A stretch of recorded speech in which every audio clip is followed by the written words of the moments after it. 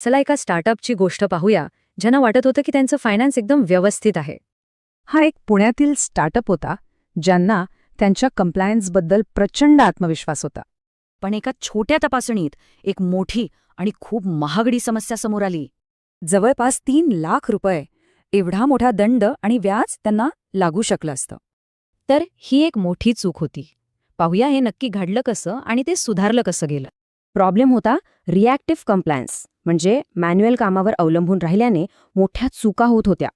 GST फायलिंगमध्ये चुका, ITCचा पत्ताच नाही आणि TDS तर कापलाच नाही. यावरचा उपाय होता ऑटोमेशन. जोहो बुक्स वापरून एक नवीन सिस्टम तयार केली. यात काय केलं? GST compliant invoicing, automatic bank feeds आणि TDS ट्रॅकिंग सेट केलं.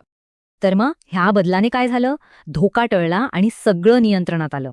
पण या ऑटोमेशनचा खरा परिणाम काय झाला? चला पाहूया. हा